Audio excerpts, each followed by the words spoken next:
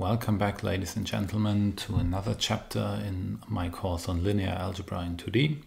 It's been quite a while, but finally I'm back, and today we are going to learn about determinants, which is an important property of matrices or linear maps. First, I want to motivate the definition of a determinant by looking at the area of certain parallelograms.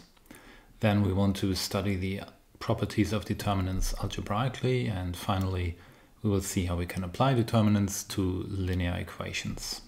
Now, you may recall from the previous chapter, namely chapter 4, proposition 13, at this timestamp in the video, that a linear transformation phi is invertible if and only if it maps any two linearly independent vectors xy to another two linearly independent vectors phi x and phi y.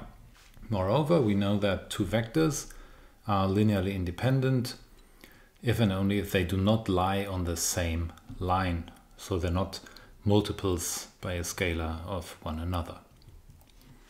Here we have this as a picture. So we look at the images of the two canonical basis vectors e1 and e2. So here we have an example when the images are linearly dependent. So here the two canonical basis vectors are mapped to vectors that lie on the same line. And here is the situation where they're linearly independent. They do not lie on the same line. And this is a simple observation that in the following we want to use to derive a characterization for the invertibility of a matrix or a linear map. First, I introduce this notation here. By P of x and y, I denote the parallelogram that's spanned by two vectors x and y. Now, if we take a closer look at the criteria for invertibility that we just talked about, it means that phi is invertible if and only if the area of the parallelogram that is enclosed or spanned by the vectors phi e1 and phi e2 is positive, whereas phi is not invertible if and only if this parallelogram degenerates into a line segment, so it has area 0. Here we see this again graphically. Maybe let's look at this one first. So here we have the linearly independent vectors, so they do not lie on the same line. So if we take the parallelogram that they span, which is just by translating one vector along the other and taking that as the bounding lines of the parallelogram, then they have a proper positive area that's enclosed by these boundaries. Whereas if the two vectors lie on one line segment, they can't span a proper parallelogram. So we say the parallelogram degenerates into a line segment from here to here. And this, of course, has area 0. And we make this more precise in Theorem 12 later in this chapter. But for now, this is our geometric motivation for what we study next.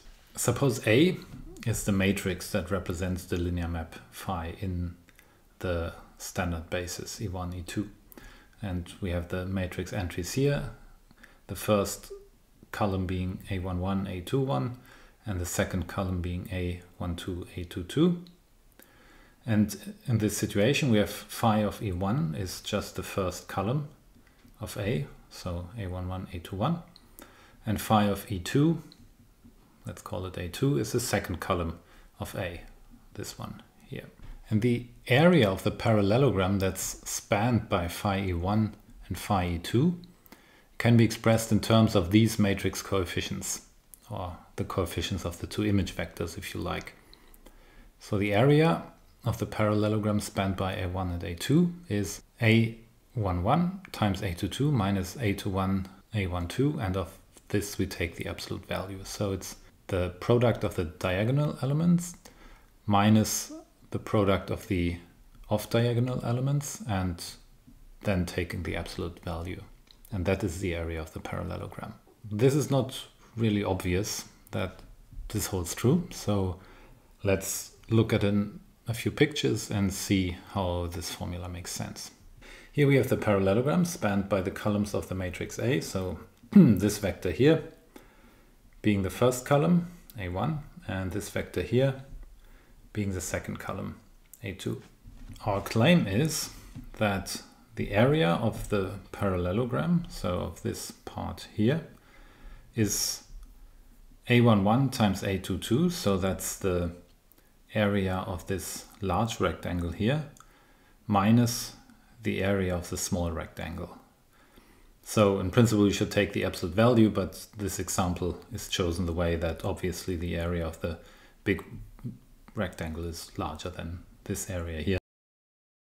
This being the first coordinate of the first vector A1, this being the second coordinate of the vector A1, and A12 being the first coordinate of the vector A2, and A22 being the second coordinate of the vector A2.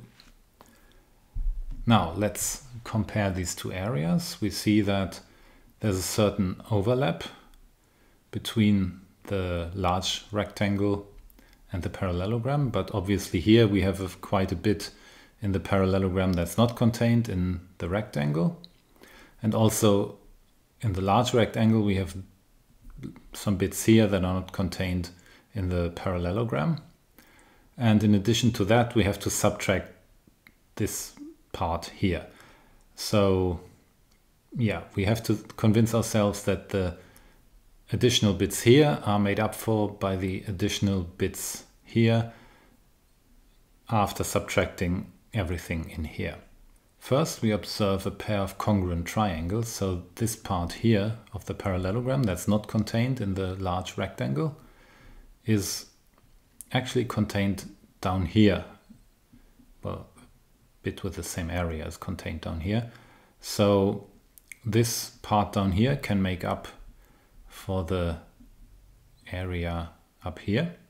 And also we have another pair of congruent triangles. So this part here that's contained in the parallelogram but not in either of the rectangles is congruent to this triangle here. So this missing area here can be made up for by this rectangle here.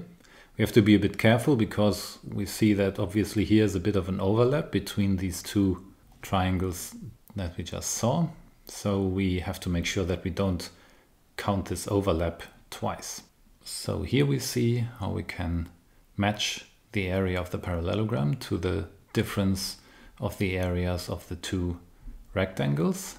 Our claimed formula is that A1, A22, which is just the area of this big rectangle here, minus A21, A12, which is the area of the small rectangle here, equals the area of P. So now we have to convince ourselves that all the additional bits in the parallelogram are somehow covered by the additional bits in the rectangle that are not contained in the parallelogram. And also that the additional bits in the rectangle that are not in the parallelogram are somehow gotten rid of by subtracting this bit here. So let's do this first. We see we have this little triangle here, which is not contained in the parallelogram, but in the big rectangle of this area. So in order to get rid of this, we label this X, we observe that we have a congruent triangle down here. Okay, so how can we see this?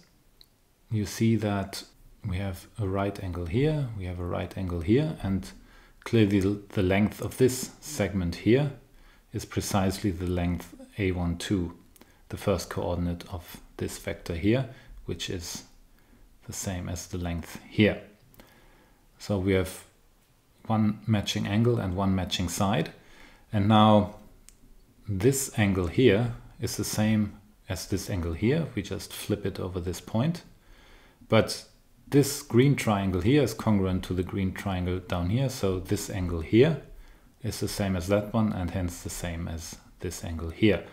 And so we have two equal angles and a matching side enclosed by these angles. So these two triangles labeled X are in fact congruent. So when we subtract this small triangle here, we get rid of this part X here. So that's covered for. And in pretty much the same way, we can convince ourselves that this part Y here, which we need to get rid of because it's not in the parallelogram, is of the same area as y here, because by, as I said, pretty much the same reasoning, we see that those two triangles are congruent. And what remains is this part here, which I call Z. This is the overlap of the orange and the green triangle. As I said before, we do not want to count this twice, we just want to count it once. So if we take the orange and the green area in the large rectangle, then we have to subtract Z once in order to not double count this part up here. And now what we can observe is that if instead of translating the green triangle from here to up there, we could have translated the triangle including this little bit y here too, and then we would have gotten this additional corner up here. And similarly, instead of translating the orange triangle here, we could have translated the triangle containing also this part x here, and we would have gotten this additional bit here. So we would have gotten this rectangle here. And what we see now is that this rectangle here is just the 180-degree rotation of this rectangle down here. Why is that? Well, just compare the green and the orange vectors here. They're just the 180-degree rotation of the green and orange vector here, if we would rotate about the origin here. And yeah, by that we see that indeed this is area x, this is area y, and this part here is congruent to this section here. So indeed, by subtracting this small rectangle, we get rid of area z once, so that accounts for this part here not being counted twice. In summary, that means area of the large rectangle minus area of the small rectangle. And yeah, we subtract from the large rectangle area x and area y, because they're not contained in the parallelogram. And then we subtract area z once from the overlap of the green and orange triangle. And that, as we have just observed, precisely equals the area of the parallelogram. I know this is a bit of a confusing argument at first, so stop the video maybe and take some pen and paper to follow the argument through with your own reasoning, but you will see it works out. And so we have indeed justified this formula here to give us the area of P. As I said, the example was constructed this way, that this expression is larger than 0, but in general you should take the absolute value. And the sign of this expression here has a geometric meaning too. And we discover that if we actually exchange the columns of our matrix A. So we take the columns A1 and A2 and reverse their order. So we get a new matrix A tilde with first column being A2 and second column being A1. And then if this expression is positive here, that's equivalent to obviously the negative of that expression being negative. So this is the negative of this expression, and as we see, this is simply the original expression, but now for the matrix A tilde with the exchanged columns. And so this expression for A tilde is negative if and only if the expression for the original matrix A is positive. The original matrix A would correspond to the map that maps E1 to phi E1 to this red vector and E2 to phi E2 here, the blue vector, whereas by exchanging the columns, E1 would now be mapped to the blue vector and E2 would now be mapped to the red vector. We can interpret this as the sign of this expression encoding the orientation of the two matrix columns, so of the two images of the standard basis vectors under this linear map. So whether one of them lies to the left or the right of the other one. And if we exchange that, then obviously that relative position gets reversed, and this is expressed by the flipping sign. In summary, what we've observed is that the signed expression A1 A21, minus A21, A12, encodes the area of the parallelogram spanned by the two columns of A and the orientation via its sign of those two column vectors. That is enough for us to give a name to this interesting expression here. So we call it the determinant of a matrix A with those coefficients. This is just det A defined to be A11 times A22, the product of the diagonal elements, minus A12, A21, minus the product of the off-diagonal elements. And the determinant of a linear transformation phi is then simply defined via its representation matrix, and we can actually take a representation matrix in any basis for that.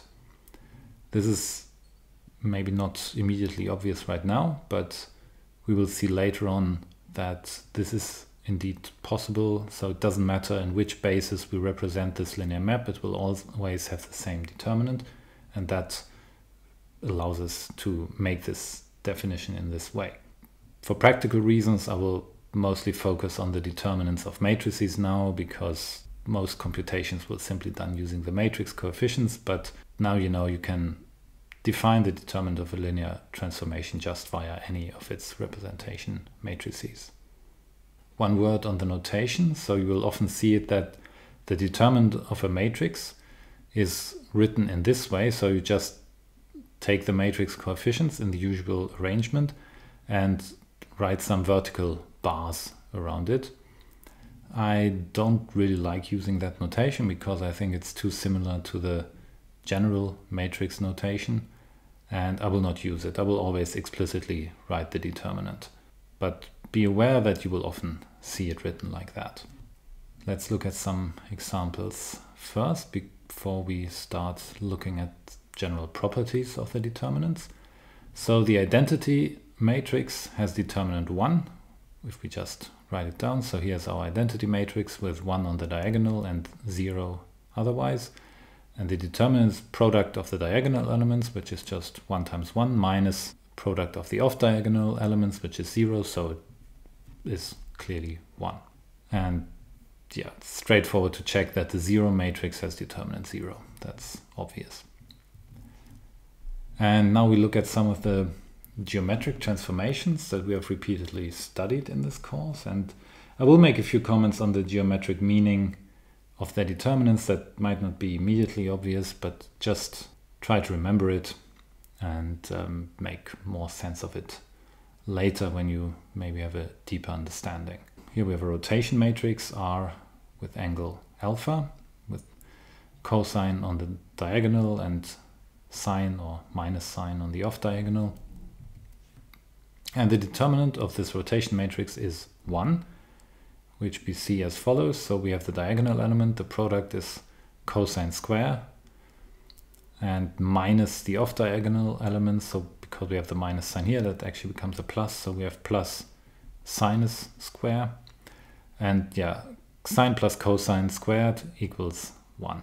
And rotations are rigid transformations in the sense that they preserve angles and length and distances. So yeah, if you have some rigid shape, it stays rigid under these transformations.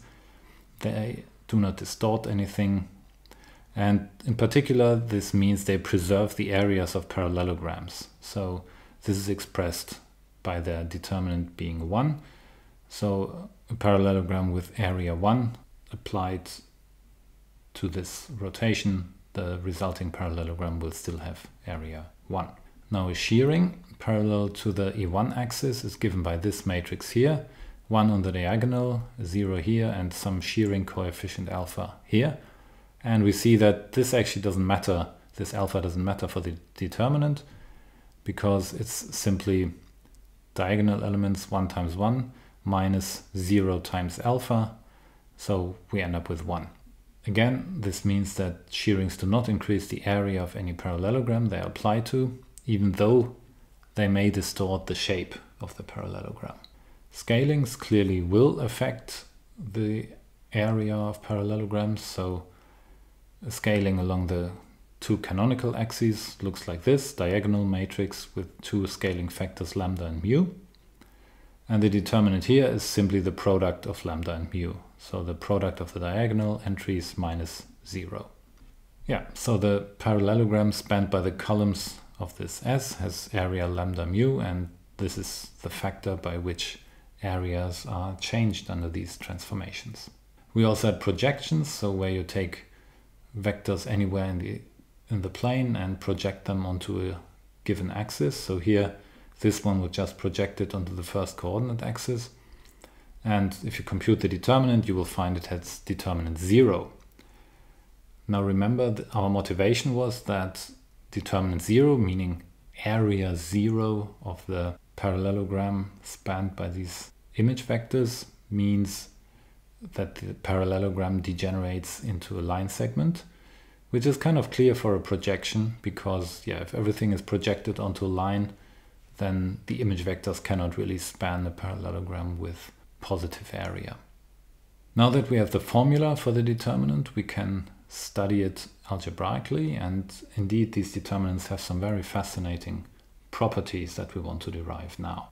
When we study the properties of determinants for a matrix A with two columns A1 and A2, it is often helpful if we view this determinant function of the matrix A as a function of two vector arguments. So we write A1 and A2, the columns of A, separately. So I would write det A1, A2 instead of A to make sure it's clear which columns are meant, because often we will manipulate the columns A1 or A2 individually. And for that it's important to distinguish between the columns and not just have the matrix A as a whole. First, we make an important observation about the rows and columns of a matrix A under the determinant. So I introduced the notion of the transpose, written like this, A-T, but I'll just read it as A transpose. So the transpose of a matrix A is simply obtained by taking the columns of A and make them into the rows of the transpose. Okay, so it's the same matrix, but the rows become the columns and vice versa. And we will see that the determinant does not change under transposition. So for any quadratic matrix A, we have determinant of A equals determinant of A transpose. For the proof, we just write it down. So if this is A with column A1 and column A2, then we take the coefficients of the first column and write them into the first row for the transpose, and similarly the coefficients for the second column, we write them into the second row for the transpose. And now we just use the formula for the determinant and convince ourselves that they're equal. So determinant of A is A11 times A22 minus A12 A21, this one. But that's exactly the same that we get with the transpose. So this is determinant of the transpose. So even here we have A11 times A22 minus A12 times A21. Only that those two have switched places, but that's it. And from this we can make an important observation. Since the columns of the original matrix A are the rows of the matrix A transpose and vice versa, this theorem here allows us in the following, that we transfer the effect of any row operation that we apply to A on the determinant to an equivalent effect of column operations on the determinant, because every column operation on A is just a row operation on the transpose. And so since the determinants of those two are equal, that means we can apply row and column operations equally to a matrix A and then compute the determinant, and the effects will be this. So please keep that in mind in the following. Next, theorem 7, we prove that the determinant is alternating. So what does it mean? We observed this before actually. The sign of the determinant flips if we exchange the columns of the matrix. So written out, this means for any two vectors A1, A2, we have that determinant of A1, A2 equals minus the determinant of A2, A1. And by the previous theorem on the transpose, it follows immediately that the sign also flips if we exchange not the columns but the rows of the matrix. And to prove this, we just prove it for the columns here. It again follows directly from the definition of the determinant. So we have determinant A1, A2. If we write out the two columns here, we get as a determinant A1, 1 times A2, 2 minus A1, 2, A2, 1. Now this is the same as minus, in parentheses, A1, 2, A2, 1 minus A1, 1, A2, 2. And as we see, this expression here in parentheses is just the determinant of the matrix we obtain by exchanging the columns of the matrix.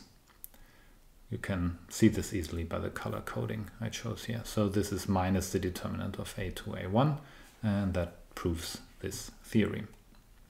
So the determinant is alternating. The next property we will derive is called the multilinearity of the determinant. So we know what linearity of a map is, and here we have something called multilinearity. And what does this mean? What we mean is that if we take one of the two arguments, one of the two columns that we plug in as arguments of the determinant as a constant, and then the determinant will be a linear function in the respective other argument. Okay, so let's make this precise in the following theorem 8. So given any three vectors a1, a2 and b and a scalar lambda, the determinant satisfies the following two properties.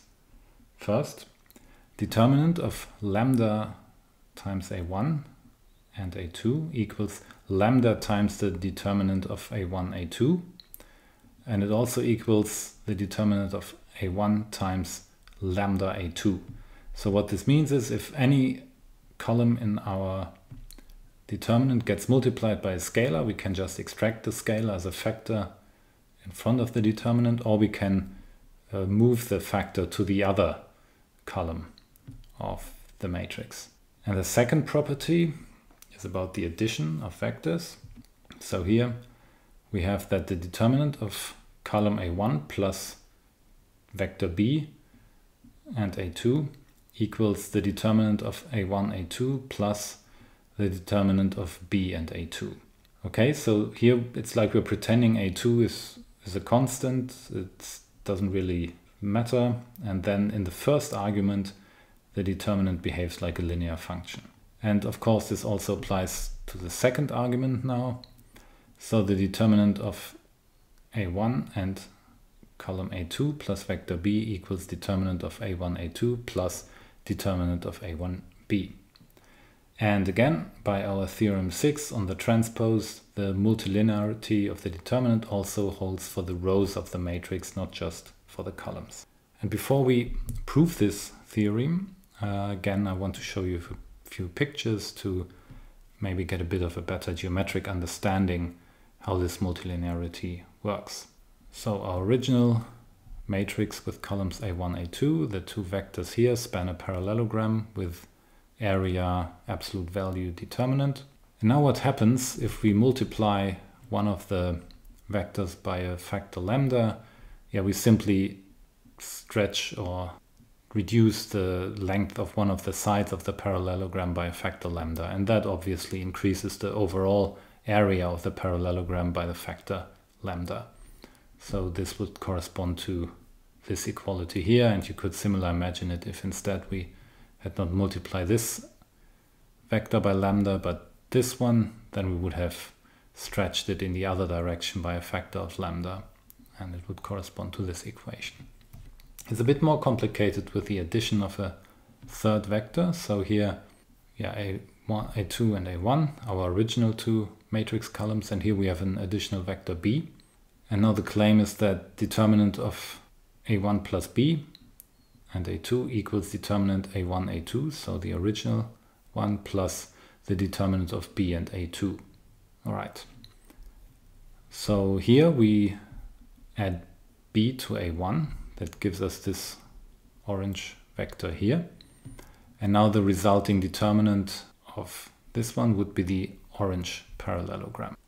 And the claim is that the area of the orange parallelogram is the same as the sum of the red parallelogram, which is the vector b and the vector a2 taken together, plus the area of our original parallelogram, which is now in blue, the one that's spanned by a1 and a2. So we see that the vector a2 has to serve as a side for all three of those parallelograms.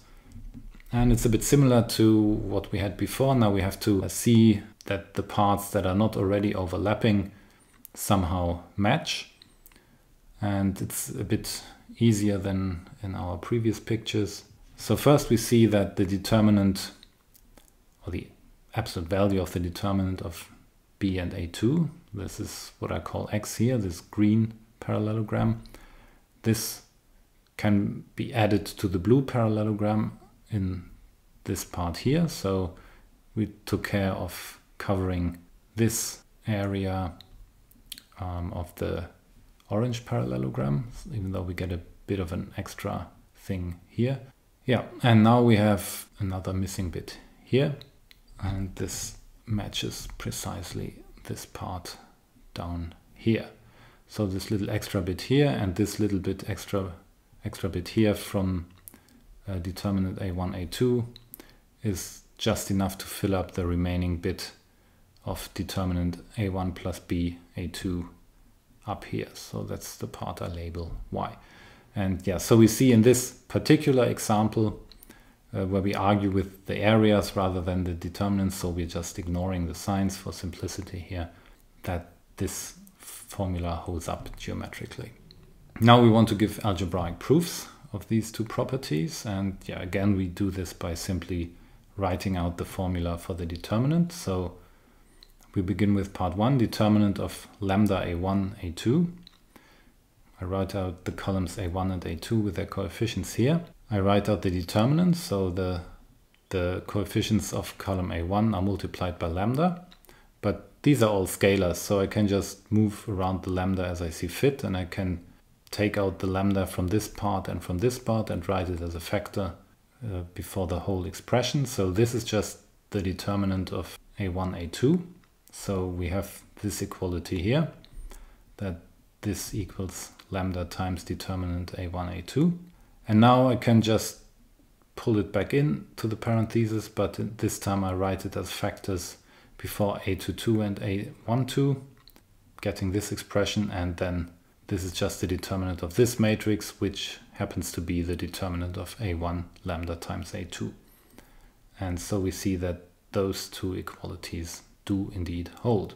For the second part, I will write the vector b as b1, b2. So these are the two coefficients of the vector b. And I will only prove this equality here because for the second one you do it in practically exactly the same way. Okay, so the determinant of column a1 plus vector b and column a2, if we write out the resulting matrix, is by definition this expression here. The diagonal elements are multiplied, so a1 plus b1 times a22, and the off-diagonal elements are multiplied, so a12 times a21 plus b2. Alright, so we multiply this out here and get this expression, and then we rearrange it a little bit. So we take this and this together, yielding this expression, and we take the two expressions with b1 and b2 into one part, getting this expression. And now these again are just determinants, namely this is the determinant of the original matrix with columns a1 and a2. And this is just the determinant of the matrix with first column b and second column a2. So determinant a1, a2 plus determinant b, a2. And this proves the first equality of the second statement, and as I said before, in practically the same way you prove the second equality. And that concludes the proof of the multilinearity of the determinant. As an exercise, you can pause the video for a few minutes and prove this beautiful corollary to our previous theorems. Let A with columns a1, a2 be a matrix and lambda a scalar. Then, firstly, the determinant of lambda times A is lambda squared times the determinant of A. And in particular, it follows that the determinant of minus A equals the determinant of A, which, if this holds, then this is clear because minus 1 squared is just plus 1. And the second part is, suppose that A1 and A2 are linearly dependent. So let's say A2 is a scalar multiple by lambda of A1. In that case, the matrix A has determinant 0. Okay, so matrices with linearly dependent columns or rows have determinant 0. So stop the video and try to prove this yourself with the previous theorem that you've learned. Well, I hope you gave it a shot. And here's the solution. So for part 1, if A has columns A1, A2, then lambda times A is just lambda A1, lambda A2. Both columns are multiplied by lambda. Now the first property in theorem 8, the multilinearity, tells us that the determinant of lambda A is the determinant of lambda A1, lambda A2. And now from both columns we can extract the factor lambda. So this is lambda times determinant A1, lambda A2. And now we extract this lambda here. And we get lambda squared times determinant A1, A2, which is just lambda squared times determinant of the matrix A. And this proves the first part. And now by theorem 7, we had that the determinant is alternating. So the determinant of A1, A1 with the same columns is the same as minus the determinant of A1, A1. So we could just think about this as flipping the order of the columns of this matrix, thereby flipping the sign. But because the two columns are identical, it's still the same expression, but with a negative sign. And if an expression is equal to its own negative, then this expression is 0. So if A2 is a scalar multiple of A1, meaning the two columns are linearly dependent, then the determinant of A is determinant of A1 and lambda A1. We can take out lambda by the multilinearity, and then we have determinant A1, A1 times lambda. But as we just saw, this one must be 0. So in this case, if A has linearly dependent columns or rows, then the determinant must be 0. And here's another exercise for you. So please pause the video again for a few minutes and prove the following. The determinant of A is unchanged if you replace any column or row of A by its sum with a multiple of the other column or row.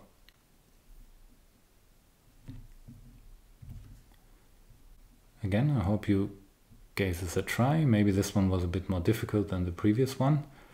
So if A with columns A1, A2 is our matrix, and A prime is the matrix where we replace the first column by the sum of the first column plus a multiple of the other column, then by multilinearity we obtain the determinant of A prime to be determinant of A1 plus lambda A2 and A2, which we first pull apart with the plus here and then take out the lambda factor. So this is determinant A1, A2 plus lambda times determinant A2, A2. And we've just seen that this part is 0 in the previous exercise. So this bit vanishes here and we're left with determinant A1, A2, which is just the determinant of the original matrix. And this is an important property in principle, because this allows us to simplify the computation of determinants by applying row or column linear combinations. So we can use these operations to eliminate certain entries in the matrix, and that in principle makes it easier to compute determinants. But of course, our two-dimensional formula for determinants is so simple that this is hardly ever required. But be aware that in dimensions higher than 2, simplifying determinants by row and column operations in this way can make the computation much easier. So you can apply these kind of manipulations to a matrix when computing its determinant, and you know the determinant does not change. And therefore you can just go to work on your matrix and simplify it to the point where it's very easy to compute the determinant. And as I said, in dimension 2 this rarely ever is important, but in higher dimensions it's a very important property.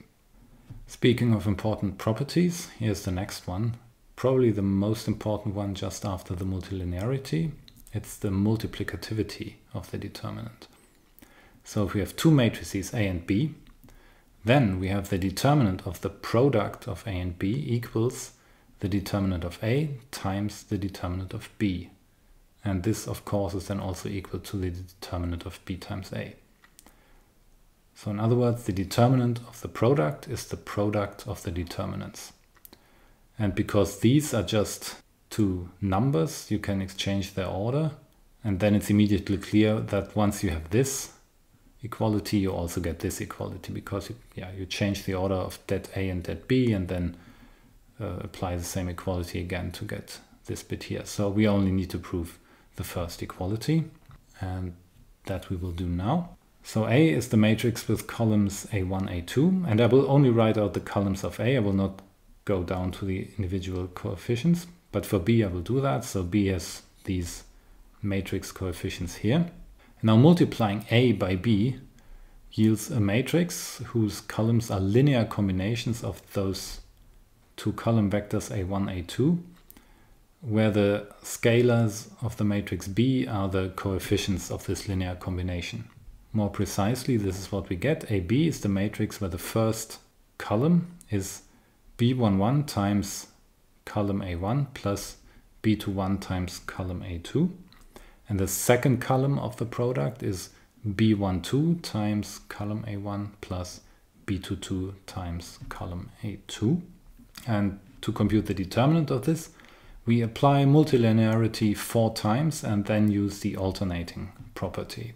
Okay, so the determinant of AB is the determinant of this matrix here with these two columns.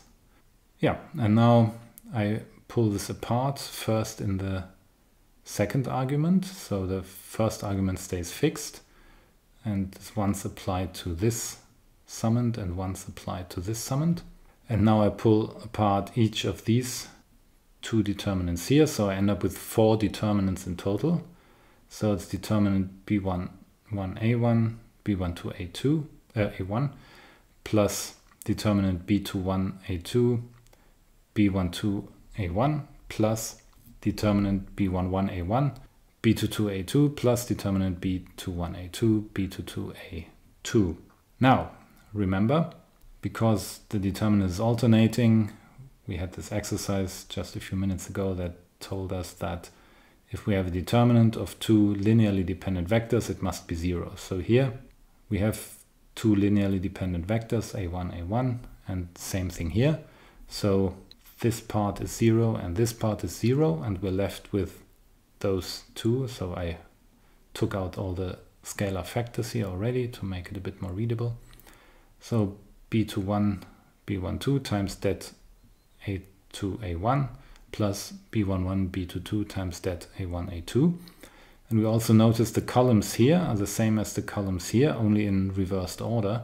So we can make this expression into this expression here if we just flip the sign.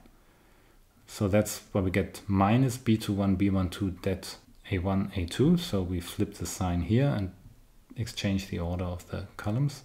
And this one just stays the same, the second summand here. Now we can factor out determinant A1, A2 and are left with determinant A1, A2 times B11, B22 minus B21, B12. But this is just the determinant of the matrix B.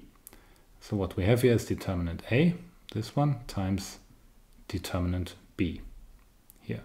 And yeah, this proves the first equality. And as I said before, because now these are scalars, so we can just write this as determinant B times determinant A, and then it follows immediately that it's the same as this expression as well. Geometrically, we can read this equation det AB equals det A times det B as the parallelogram spanned by the columns of B being mapped under the matrix A to a parallelogram spanned by AB1, AB2, whose area is the absolute value of determinant A times the area of the original parallelogram spanned by B1 and B2. And the sign of the determinant of A determines if the orientation of the columns of B is reversed or preserved under A. And in particular, matrices or linear maps with determinant whose absolute value is 1 can be viewed as area preserving maps. So I already hinted at that when we studied the examples at the beginning of this chapter. We had the rotations as area preserving maps, and this agrees with our intuition of them as rigid transformation that do not shift or stretch objects in the plane. But also non-rigid transformations such as shearings are area preserving. So the geometric property of preserving area is more general than a rigid transformation. So rotations or also reflections, the rigid transformations are special cases of area preserving maps, but preserving area is a more general property. And scalings clearly are in general not area preserving because they scale things up and down, so they scale areas up and down. But the area is preserved if and only if the two scaling factors of a scaling are inverses to one another. So you stretch in one direction by the same factor that you scale it down in the other direction, and so in just such the way that you end up with a determinant of 1. And a projection has determinant 0, so it squashes any parallelogram onto a one-dimensional axis, and thus the area becomes 0.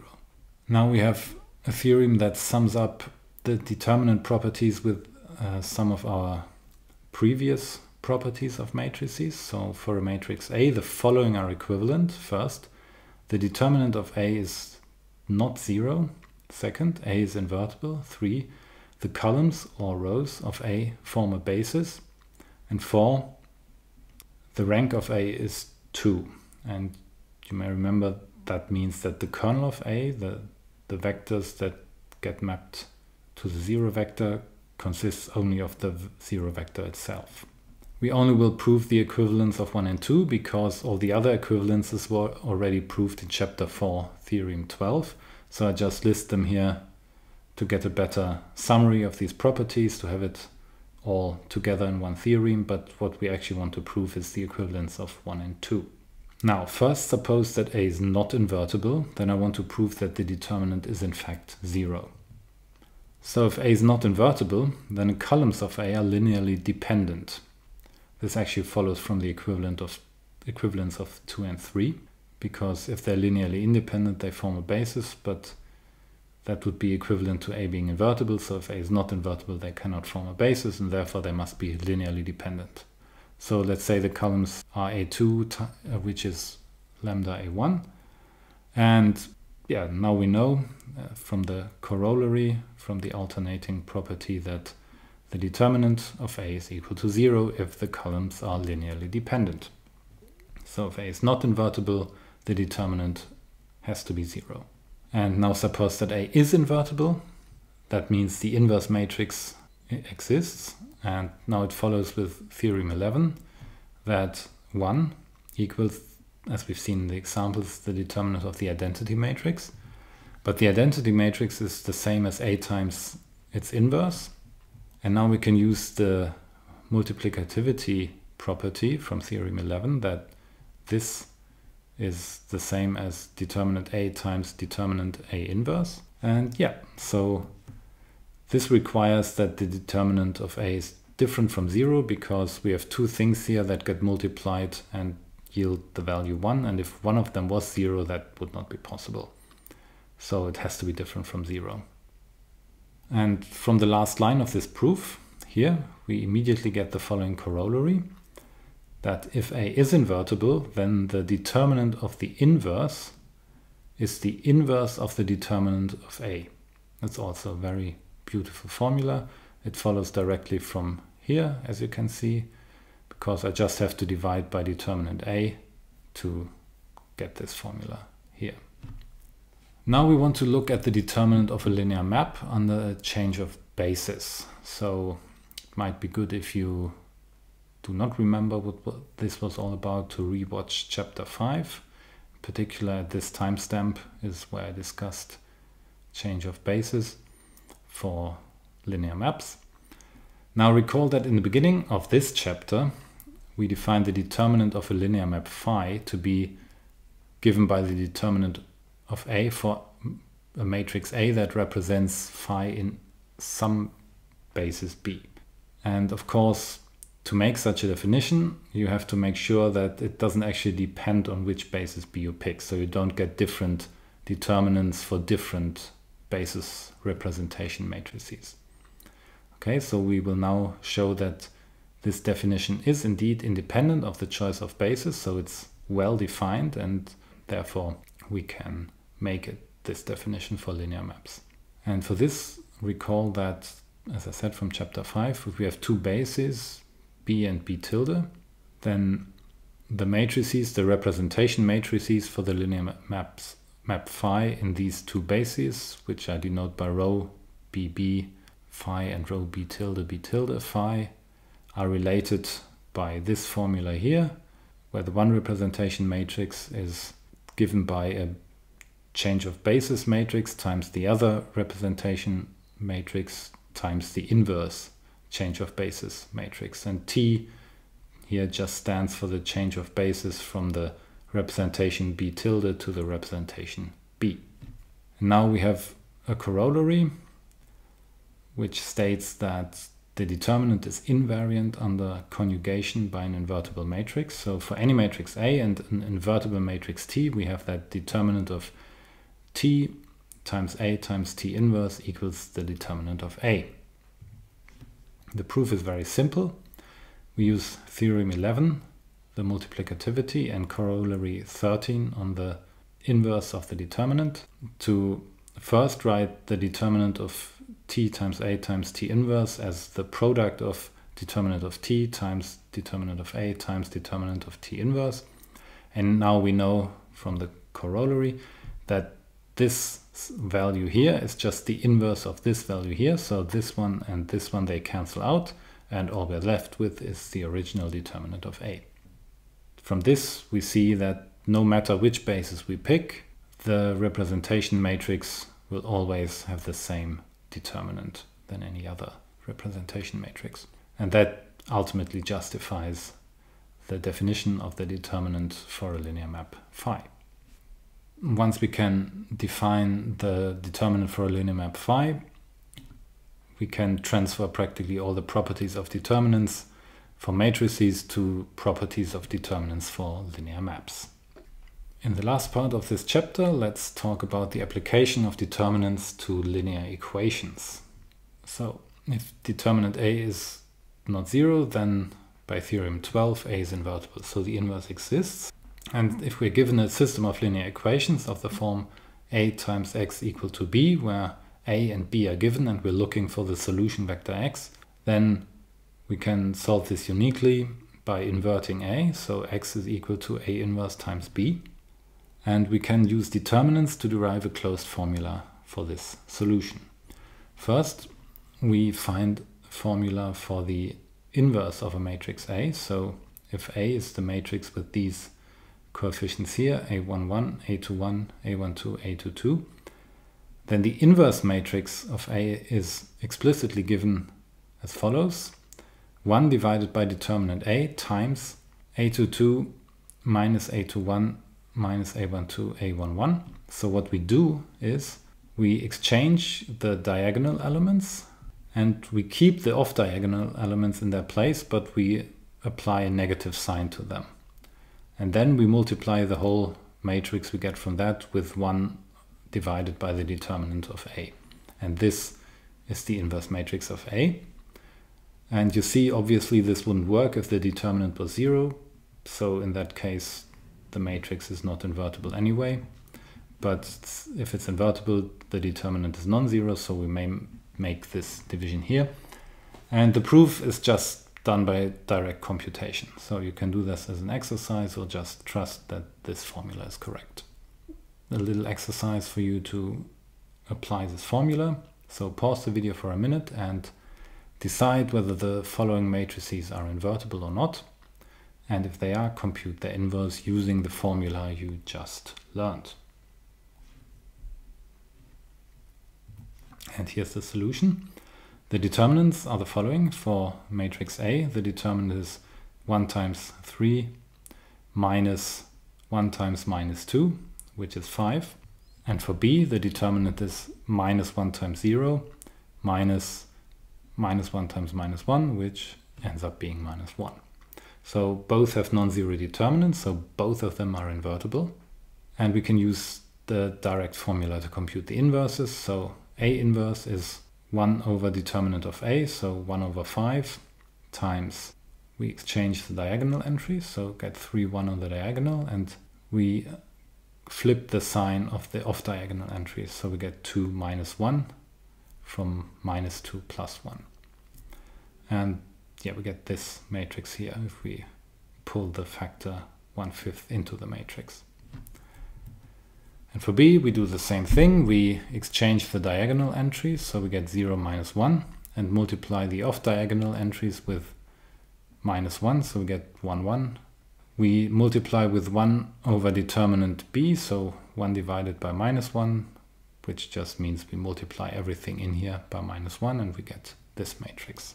Now we have an explicit formula to solve a system of linear equations for invertible matrices using determinants.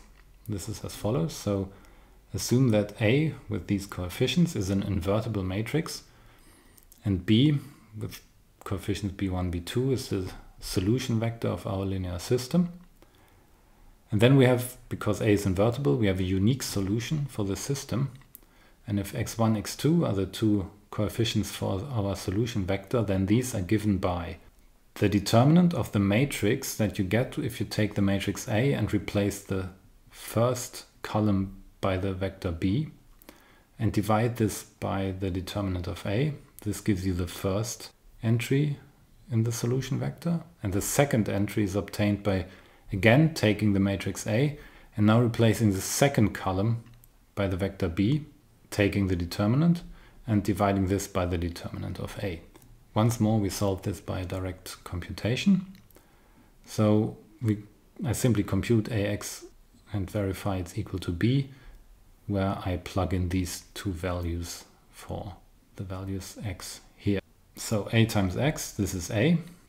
This is X1, so I take the determinant of this matrix here, B1 times A22 minus B2 A12. And I divide by determinant of A, so I just wrote this in front of the vector X. Yeah, and similarly the second coefficient here, X2, is A11 B2 minus B1 A21 divided by determinant of A.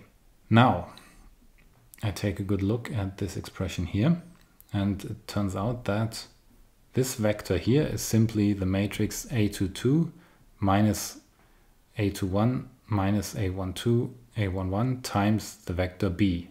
But from the formula for the inverse, we know that 1 over that A times this is just A inverse. So what's actually here is matrix A times A inverse times B. And this is just B.